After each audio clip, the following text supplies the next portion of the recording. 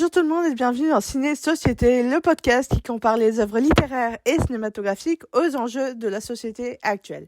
Et aujourd'hui, on va parler d'un chef-d'œuvre de la littérature fantastique, ou plutôt une saga littéraire à succès, j'ai nommé La Passe Miroir de Christelle Dabos, une saga littéraire publiée entre 2013 et 2019.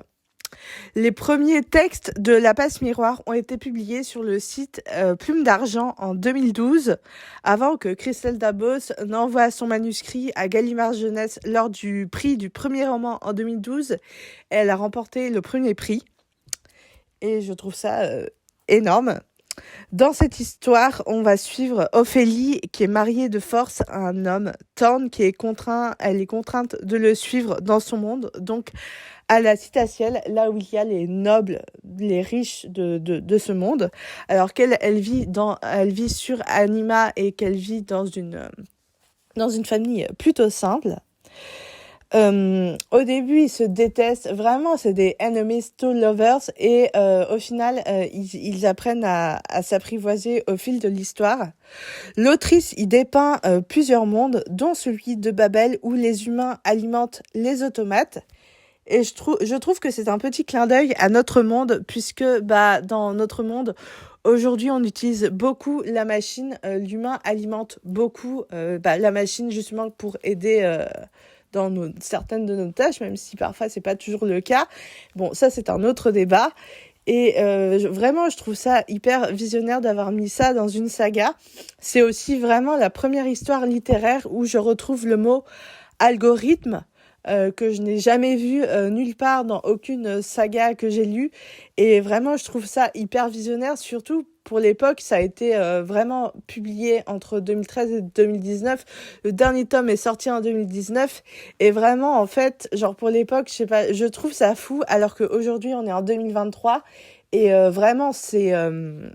les algorithmes, c'est un peu d'actualité. Les algorithmes des réseaux sociaux, c'est un peu d'actualité aujourd'hui. Si la saga a connu un nouveau succès, c'est grâce à la critique littéraire de Bulldop sur YouTube, et ça aussi, je trouve ça un peu fou. Elle est adaptée en livre audio. Le texte se nourrit d'images visuelles. D'ailleurs, ça se ressent dans l'écriture. Elle est nourrie par des images de dessins animés.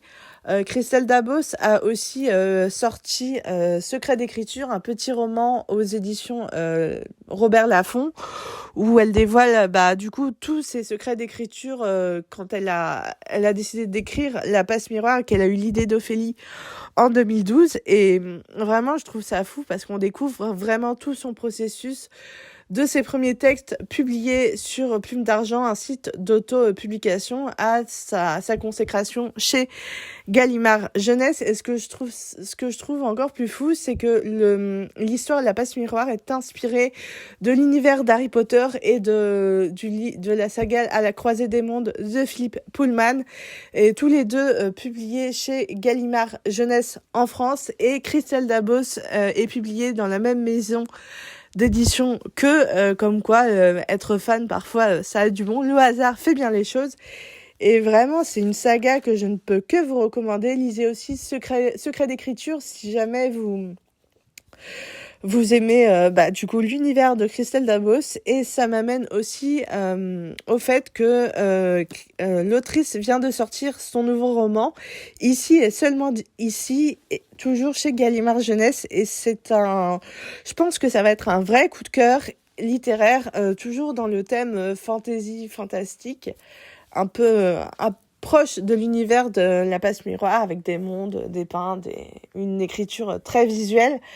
Et je peux que vous recommander de lire Christelle Dabos, de lire La Passe Miroir, parce que vraiment, c'est une saga qui donne envie d'écrire.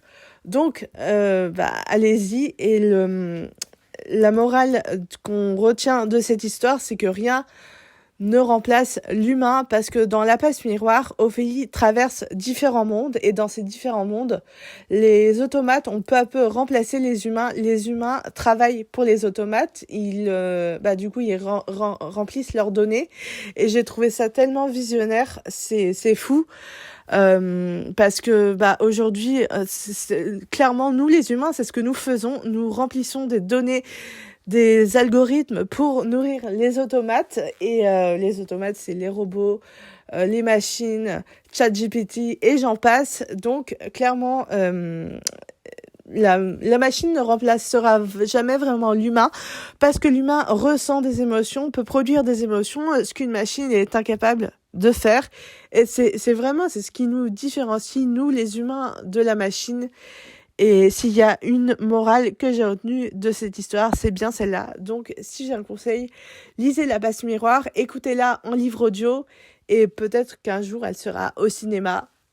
Je ne sais pas. En tout cas, je vous encourage vivement à la lire. Et nous, on se retrouve très bientôt pour une prochaine morale, une prochaine histoire. Et en attendant, cultivez-vous. Ciao!